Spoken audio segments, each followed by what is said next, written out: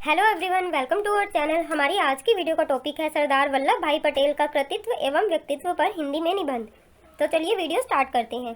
तो इस निबंध की शुरुआत में हम लिखेंगे प्रस्तावना। सरदार वल्लभ भाई पटेल देश के लौह पुरुष के रूप में पहचाने जाते हैं। वे एक महान स्वतंत्रता सेनानी एवं स्वतंत्र भारत के प्रथम गृह मंत्री थे। देश में एक शूरवीर से कम इनकी ख्याति न थी। भारत के एकीकरण में इनका अमूल्य योगदान था। इन्होंने 200 वर्षों की अंग्रेजों की गुलामी से देश के अलग अलग राज्यों को संगठित कर भारत में मिलाया और इस बड़े कार्य के लिए इन्हें किसी सैन्य बल की जरूरत तक नहीं पड़ी। यही इनकी सबसे बड़ी ख्याति थी जो इन्हें सभी से पृथक करती है। यही कारण है कि इनका जन्म दिवस संपूर्ण देश में राष्ट्रीय एकता दिवस के रूप में मनाया जाता है। संक्षिप्त परिचय।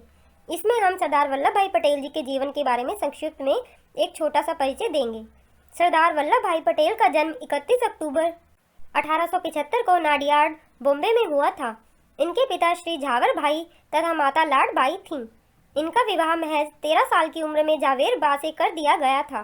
जावेर बा ज़्यादा दिनों तक सरदार पटेल के साथ नहीं रह सकी। जब पटेल 33 साल के थे तभी जावेर बा की कैंसर से मृत्यु हो गई थी। नेक्स्ट हमारा हेडिंग है वल्लभ भाई पटेल का मजबूत व्यक्तित्व। सरदार वल्लभ भाई पटेल लोह समान मजबूत व्यक्तित्व के स्वामी थे। कठिन से कठिन परिस्थिति भी उनको कभी विचलित न कर पाई।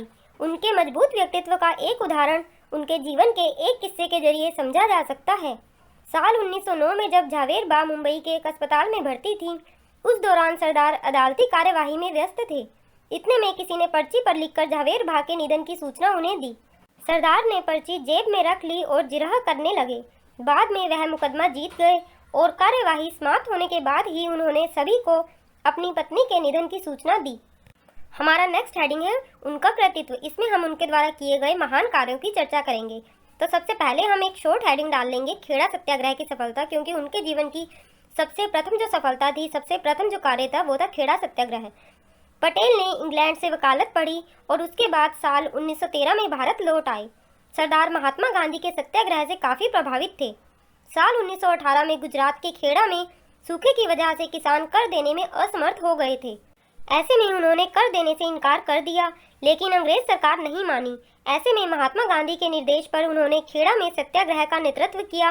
इनके नेतृत्व में किसानों के प्रदर्शन के आगे अंग्रेज सरकार को झुकना पड़ा और करों में रियायत देनी पड़ी। नेक्स्ट हम लिखेंगे गृह मंत्री के रूप में। इसमें हम उनके द्वारा किए गए एकीकरण के बारे में लिखेंगे।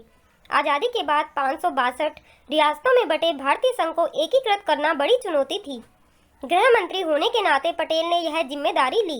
उन्होंने जूनागढ़, हैदराबाद और कश्मीर को छोड़कर शेष सभी रियासतों का शांति या फिर थोड़े बहुत विद्रोह से, जिसे मामूली बल प्रयोग से दबा दिया गया, भारत में विलय करा दिया। इसके बाद उन्होंने जनमत संग्रह के आधार पर जूनागढ़ रियासत को भारत में मिलाया।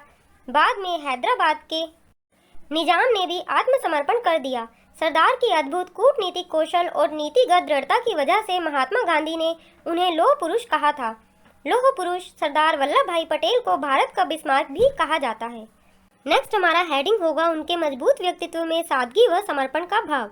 सरदार पटेल देश के पहले प्रधानमंत्री बनने के प्रबल दावेदार थे। वे सर्वसहमति से प्रधानमंत्री बनने ही वाले थे, लेकिन महात्मा गांधी के निर्देश और नेहरू की जिद के कारण उन्होंने अपने कदम वापस ले लिए और जवाहरलाल नेहरू प्रधानमंत्री बने थे। सरदार पटेल का जीवन बेहद सादगी भरा था। बताया जाता है कि उनके पास खुद का मकान तक नहीं था और वह अहमदाबाद में एक किराए के मकान में रहते थे। 15 दिसंबर 1950 को मुंबई में उनका निधन हो गया था। कहते हैं कि जब उनका निधन हुआ तब उनके बैंक खाते में सिर्फ 260 रुपये मौजूद थे। नेक्स्ट हमारा हेडिंग होगा उपहार। सरदार पटेल के निधन के 41 साल बाद सन 1991 में उन्हें देश के सर्वोच्च सम्मान भारत रत्न से नवाजा गया। उनकी ओर से यह सम्मान उनके पुत्र विपिन भाई पटेल ने स्वीकार किया था। वो महान देशभक्त और लौह समान व्यक्तित्व का स्वामी इस दुनिया से ऐसा गया कि मुड़ के वापस न आया। देश को अपने लौह पुरुष और देशवासियों को अपने सरदार पर हमेशा नाज रहेगा। वे बेशक आज हमारी आंखों के सामने ना हो, परंतु वे हमेशा हम सब के दिलों में बसे रहेंगे और हमेशा अपने मजबूत व्यक्तित्व और महान कृतित्व से हमारे दिलों में देशभक्ति की ज्वाला जगाते रहेंगे।